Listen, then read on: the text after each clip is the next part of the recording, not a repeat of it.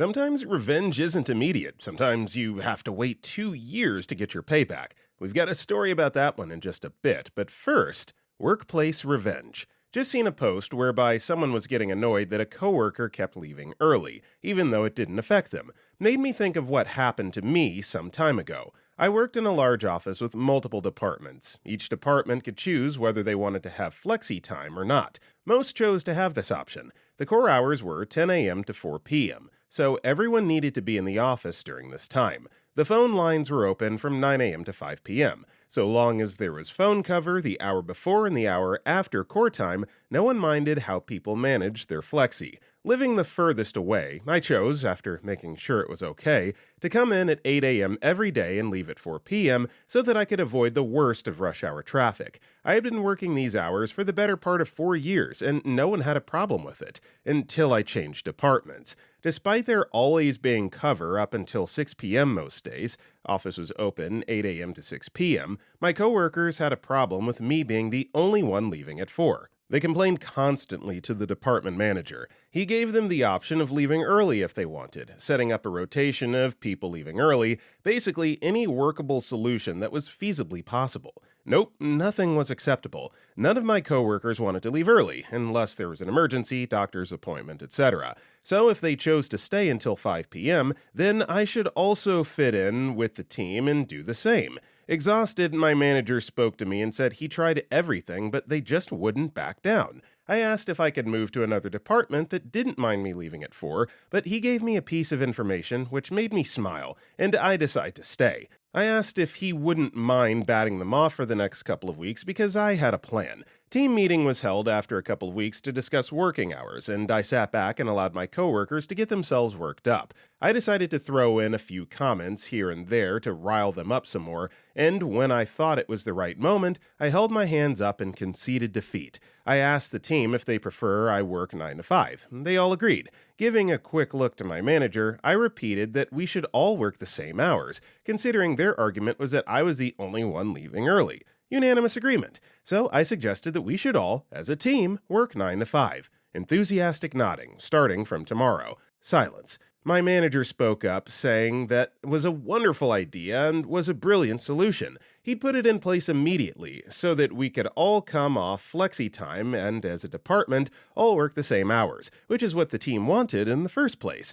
Now's a good time to mention that there's a worldwide sporting event taking place at the time. Living in the UK but not being British, I didn't feel the need to follow the UK teams. The event was being held abroad, so, due to time differences, some of the games were played in the morning, UK time, meaning that my coworkers could watch the games and still be in at work by 10 a.m. I piped up to remind my team that this meant I would no longer be the only one covering the phones from 9 to 10, and phew!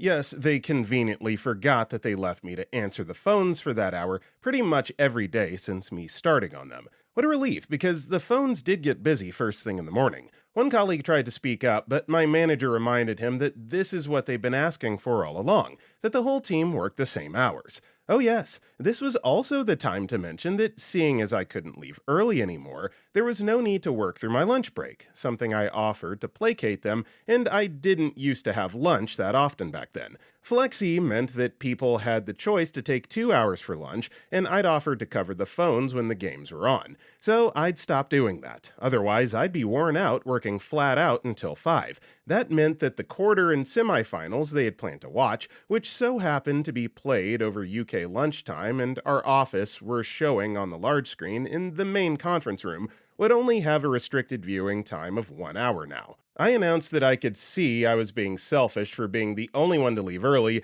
and I was pleased to fit in with everyone else by working 9 to 5. That also meant that I wouldn't be signing off the payments from the previous day, something I would do between 8 and 9 when it was nice and quiet, albeit that I chose not to remind them of that, but I did like seeing the look on their faces when they realized they had extra work to do the following morning.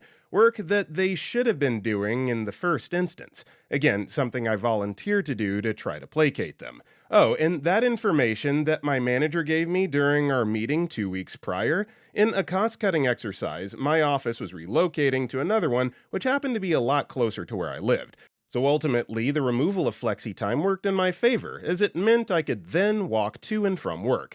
Oh, it was difficult not to pull a smug face when the relocation was announced. I think the British term, "don't pee on your chips," definitely applied here. Yeah, I think this begs the question, as usual, why are you worried about what other people are doing, and then when you try to call someone out for doing something that honestly isn't even that advantageous, you quickly grow to regret that once you're faced with the reality of what you're asking for. Beautiful revenge. Aisuya Noshi replied, "Flex is always so important until the snapback, leaving them stinging with the consequences." Also, hey, what's up everybody? My name is Brendan, and if you guys enjoy these pro-revenge videos, it would be amazing if you liked the video or commented down below if you're listening to our podcast. Now then, our next story is the old parking space scenario. Not sure if this totally fits with the revenge topic, but here goes. I was going to the grocery store and I see two spots available right next to each other. This was a score because this particular store didn't have too many spaces that are close to the entrance due to the weird parking lot footprint. As I'm about to pull in, a woman coming from the other side wants to pull into one of the spots, so I wave her on. It was no big deal because there were two spots. After she pulls in, I pull into the other spot on her driver's side, right next to her. Now, I'm a pretty good parker, if that's a word, but after I pull in, she gives me a very dirty look and she gestures to the door or the ground, something I wasn't sure of. My assumption is that she perceives that there isn't much room for her to get out. Since I was in a good mood, I back up and move my car over a bit, still staying within the lines. Same reaction from the woman as before, but with an added, exaggerated sigh. Not letting this grump ruin my day or dampen my sparkle, I decide to move the car over another few inches. When I get back into the spot, not only do I get the dirty look and the sigh again, she added an eye roll this time. I get enough of those from the teenagers in my life, and my sparkle is in danger of getting dampened. What am I to do? Well, I got out of my car to inspect the placement of the park job. I'm pretty close to the car next to me on my driver's side, but there's a person sitting in the passenger seat that was apparently watching this interaction, so I figure they weren't planning on getting out anyway. When I look on the other side of my car where the grumpy woman was, her car was actually a few centimeters over the line. She's also craning her neck back to see what I'm doing. I have a decision to make, so I make it quick. I get back into my car, and at this point, she's saying something probably not nice to me and gesturing her hands for me to speed up. I assume. I tell her to calm down as best I can with hand gestures, and I pull my car back out a third time. This time, I move my car toward her, so I'm perfectly in the middle of my spot. It was never my fault in the first place. I get out, take a picture of both of our cars and her license plate, and she winds her window down and rudely asks me where I think I'm going. The passenger in the other car next to me calls out to get my attention as Madam Grump says, "Are you going to answer me? You need to move your car." I look at the passenger trying to get my attention, and he says, "Freak that bench, some people just can't be pleased." I look back at Madam Grump and say, "What he said," pointing to the passenger in the other car. I then proceeded to walk by him, and we high-fived, and I walked into the store while she sat there like a giant angry turd, seething. Yeah, first of all, the entitlement of this woman, ew, but second of all, like she wasn't even in the right. OP was parked inside the lines. She was actually on the line and had the nerve to gripe, so no, you deserve to have a little petty dose of humble pie, lady. Reality Check 18 replied, "Entitled bad parkers, it is a word in my opinion, and those who stare at their phones and not move when the signal turns green are the people who I hate the most. Hope I don't see a post from Madam Grump saying how she was boxed in by an inconsiderate driver and she caused damages worth thousands while trying to get out." Our next story is, wanna park like an a-hole? Get trapped like an a-hole. I went to the mall yesterday to go to my local Barnes & Noble. This mall's Barnes & Noble parking area is like always full, but I found a cute little spot and I parked my happy butt car in it. Well, once I finished spending a ridiculous amount of money on books I'll never read, I come back to my car only to find that a car had parked next to mine, on the driver's side, so freaking close that a child would not be able to squeeze in there. I do the old crawl in through the passenger side maneuver, very annoyed, and I'm like, well, that was freaking annoying, let me just leave. And then I realize, why should this jerk get the pleasure of entering their car all happily when I did not? So I take a gamble that the car on the driver's side will leave before them. I'm waiting outside. I crap you not even 2 minutes later, someone's happy butt walks out of the Barnes & Noble, presumably with books they will never read. He gets into the car next to Jerk's car and leaves. Happy not reading to you, my friend. I love you. I get back in my car and I pull into the spot so close a child would not be able to fit through it. It took some effort to park that crappy. And I wait again, outside of course. About 15 minutes of Reddit scrolling later, someone's happy, smug butt walks out of the Barnes & Noble, and his smugness is instantly crushed when they realize, oh no, my car is so close to this car that a child could not fit through. I smile. I could do this all day. I watch him struggle to get from the passenger side seat to the driver's seat because, oh yeah, I forgot to mention, this guy is not skinny, and he was tall, like at least 5'11". I'm 5'2", and did the passenger to driver seat gymnastics in under half a minute. This guy struggled for like 3 minutes trying to get his legs to the other side. Once I see him almost done with his gymnastics, doesn't feel nice when it happens to you, is all I'm thinking. I walk over to my car and get in and reverse out. I make sure to glance at him and smile, then give him the finger. He looks bewildered, already enraged about this 3 minutes of struggle. Why would I flip him off? A look of realization crosses his face. I like to think his idiot also just realized that my car was on the other side before. Think before parking like a jerk. Edit, since a couple people asked, no, he was not in the line. He was over the line. This mall has the type of parking where every spot is like a double lined. Not sure how to explain, but he was not in either sets of lines. I think shooting the bird probably unnecessary here, but yeah, I totally understand frustration. And again, entitlement of people that don't consider others when parking their vehicle. I would just caution anyone thinking of doing something like this in the future. You are risking potential damage to your car by retaliating and parking right up on someone else. What if they don't care and they just swing the door open and ding you, 1000, that biatch commented, there's a woman who parks in 2 spaces where I work and doesn't even work or shop at the shopping center. I've seen her walk across the parking lot and get in another car and leave multiple times. She does this routine daily. So one day, I parked my dad's behemoth truck on 1 space next to her.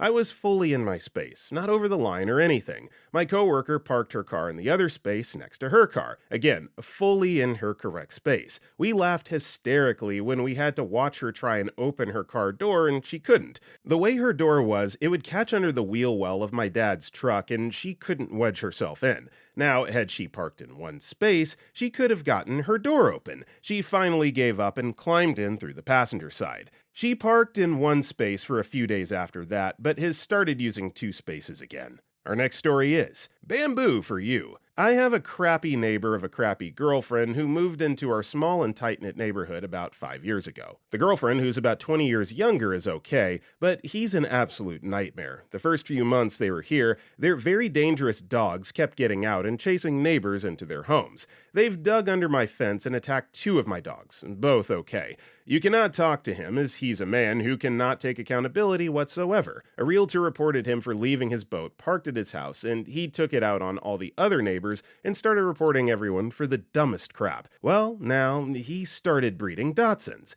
I have a Dachshund as well, and know they can be stubborn, to say the least. But as a responsible owner, I've trained him not to bark outside. Inside is fine, because I get it, stuff outside moves, but he's very well behaved outside, and if he's not, we have a backup e-collar. Now, he's decided to let the Dachshunds stay outside all day while he's at work, or when they have to go out to dinner or something, and the entire time they're gone, the dog barks. I have a 3-hour-long recording of them barking continuously. Animal control will not do a single thing about it because they have shade and water. So, okay, they have a pool very close to my fence, and I've heard them complaining about our very old crepe myrtle that has been there before their pool was there, so I'm not removing it. It's shade for my dogs, my chickens, and my hanging plants, not to mention a safe spot for my visiting birds. Well, we tried asking him to not keep the dogs outside all day to bark, but he told us to go freak ourselves, basically. So now we have an additional crepe myrtle set up by the fence with a line of clumping bamboo in the middle. And on a branch on the crepe myrtle they hate so much is a Bluetooth speaker that just plays a lovely ringing sound for them. They haven't been able to use their pool in 3 weeks because the ringing is so bad. Here's where it gets very good. They cannot call the cops or city because their fence didn't have a permit when they put it up. And they know I'll report it immediately if they try. Jerks. Edit. This is a clumping bamboo. The variety I got is very easy to manage. We also put in a rhizome barrier when we planted them.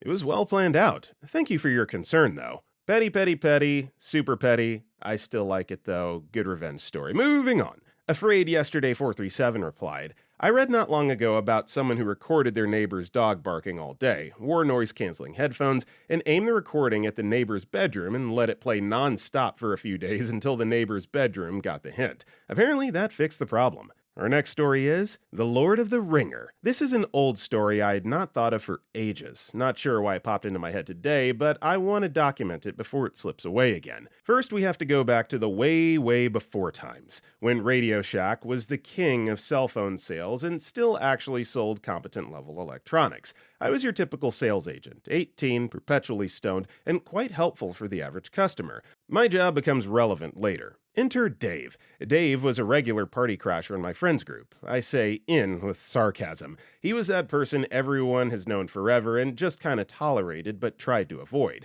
Kinda guy that was constantly showing up already plastered and picking a fight with someone smaller. Thankfully, once we were all past school age, everyone cut him out of their lives like cancer. What happens below was just before graduation. We were having a little get-together, just 9 or 10 friends getting drunk together, not a crazy party or anything. Dave shows up and lets himself in as usual. Within 20 minutes, he's picking a fight, tries to sucker punch someone, and ends up face-planting in the kitchen. As he's going down, his new cell phone comes flying out of his pocket. He was way too drunk to even notice, so we proceeded to pass the phone around, messing with settings. This was one of those phones that was technically an early smartphone, but still looked closer to a flip phone, mechanical keyboard and all. I changed his ringer to the iconic, "You shall not pass," quote, and handed the phone off to the next person. I didn't think about it again until 2 weeks later when Dave storms into Radio Shack screaming about how someone at Bell freaked up and owes him an apology. Keep in mind, this was the very early days of smartphones and the cost of data was still extremely high. I guess the next person saw what I had changed his ringer to and decided to one-up me big time. They had found a way to download the high-definition Lord of the Rings trilogy. Not only had it completely filled the phone's memory, but a few weeks later, Dave got a bill for $3,500 of data usage. The truth is, I could have called Bell and gotten the charges removed from the account. It would not have been the first time I helped someone with an accidental download. Knowing what a perpetual butt Dave had been to pretty much everyone in his life over the last 18 years, I declined to insist him and just gave him Bell's customer service number. I hope he had to pay every penny. Freak Dave. Yeah, times were definitely different back then, where data usage, $3,500, that's like literally 3 iPhones nowadays. My goodness. CrimeDoc14 replied, OMG, I miss Radio Shack. When I was a kid and we went to the mall, we always had to go there. It was my dad's favorite place. He was an electrical engineer and he just loved going to that store. And OP replied to that, I know, right? It's a shame it's turned into just another hawk shop for low-quality electronics. Radio Shack used to be where you would go to get capacitors, resistors, and LEDs to fix your own equipment. We used to sell more parts and cable than anything else. Our next story is Slumlord Payback. So about 15 years ago, I had a 5-year-old and infant. We lived in Texas in these awful apartments. AC rarely worked, huge roach infestation we couldn't get rid of, flooding, mold, you get the point. Our lease was finally coming to an end. So we stayed at our new apartment the first night to enjoy the AC and planned on finishing the small stuff that following day. To my surprise, when we arrived, they had moved all the appliances to another unit and just emptied my freezer into trash bags. Worst part is that they put the bags on our porch in the Texas heat. I was ticked and marched right to the leasing office. They claimed they thought we had finished moving out and it was a misunderstanding. They said they needed the appliances for a new move-in. Refused to compensate for the hundreds of dollars in meat they ruined, knowing dang well there was still 5 days on our lease. So my boyfriend and I took the chicken and placed it throughout the apartment in places they wouldn't normally look, like the vents, behind the toilet tanks, etc. Remember, the AC didn't work and it was hot that summer. We went back a week later and they had the door wide open, maybe trying to air it out. I couldn't get past the door due to the smell and all the flies. Never got an invoice or my deposit back, but I bet they had trouble renting that apartment out for some time. Yeah, that's pretty funny. You come back, the door's wide open. Obviously, we know why that's the case, and because it's so hot, it's just been like marinating and intensifying. That is brutal. Absolutely brutal, but beautiful. Tale of Vin replied, "I'm sorry. We were planning on sleeping here the next 5 nights. We need those appliances returned, or you're in violation of the lease terms and we'll be reporting you to the housing authorities. Also, you entered our apartment without providing 24 hours notice and destroyed property, which is also a violation and will be reported unless you reimburse us for those damages." Our next story is, someone had to pay me hush money so I didn't call the cops. When I lived at home 30 years ago, a friend stole my CC, used it, and returned it. This was the days before smartphones, etc. I was shocked when I got the bill. An older friend kept his ear to the streets and someone slipped up talking about their new car amp and scanner. I honed in on them, and suddenly they didn't want to hang out anymore. Called the managers of the stores. They agreed to fax me the CC receipts. When the CC receipts came in, I noticed the first dimwit actually signed his name. I own them. Proof of the crime. The CC companies were lax local police and didn't care. Wouldn't even take a report, so now I can do what I want. I phoned the dude, recorded it, and made him an offer he couldn't refuse. If he refused, I'd tell everyone that you and so are thieves, and the next place I was going was your job, and your name will be in the local paper. My demands were simple. Give me the items back, which I returned for credit, and pay me $1,000 cash, and I won't call the cops, and from here on out, pretend like you don't know me. He took the offer. It worked. I still told everyone, don't invite Rick and Carl to your house. They're thieves. The reason I told this story was I saw another story about someone flattening car tires on video because someone parked next to them and didn't like. Rich dad bailed his kid out. Sure, you could get him in court, but why not shake them down for some hush money to keep their butt out of jail or having a record? If you hold all the cards, don't sign an NDA in exchange for the money. Edit. My buddy John is the real hero in all of this. An older dude with common sense, he was the OG sleuth. When an older dude speaks, you listen. Wish his girlfriend/wife didn't hate me, but I haven't seen him in 30 years. We used to blast our car stereos and detail our cars every Saturday during the summer. Yeah, hush money or not, this is a deal that you absolutely have to renege on because people like this need to be held responsible. You can't cover up, so absolutely the right call to bust him anyway. Van Don replied, "Sure, you could get him in court, but why not shake him down for some hush money to keep their butt out of jail or having a record? Because it's already a thing that justice is only for those who can afford it. Actions have consequences, and their rich daddy should not be able to bail them out, or the only thing they learned is that money equals power and no consequences." Our next story is, Revenge 1. The drinks are on me. Or are they? This sub got me thinking about some of the delicious petty revenges I've executed over my life. Some opportunistic, some planned, but all worthy of sharing, which I'll be doing over the coming weeks. Here's your starter. Busy student nightclub in a UK northern town circa 2010. I bought my first drink, a cheap double and mixer, when a girl next to me at the bar accidentally knocked it over, soaking my front. She apologized and kindly offered to replace it, so I stood talking to my mate while she waited to be served. After a while, I noticed someone walking away from the bar with 2 thin black straps covering an otherwise bare back and realized it was her walking off with her drinks. I asked her where my drink was. People don't always do what they say they're going to. I'll let that be a lesson. Fuming was an understatement, but I didn't want to kick off and ruin a good night because of some cocky bench. Hours later, the punters were thinning out, and as I was getting ready to leave, I noticed 2 familiar thin black straps on an otherwise bare back, with the wearer pressing someone against the wall ferociously snogging. Fueled by quite a few cheap doubles and realizing this was the perfect opportunity, I quickly amalgamated a pint of leftover drinks. She threw her head back and let out a blood-curdling screech as I seamlessly walked past, tipped the lot down her bare back without stopping, and made my exit. And on that night, my lovelies, balance was restored. Satisfying revenge here for sure. It would almost have been better if she was just like nasty from the get-go instead of saying that she would replace the drinks and then ultimately backing out and then being snippy about it. I totally support this one. Our next story is hot enough for ya?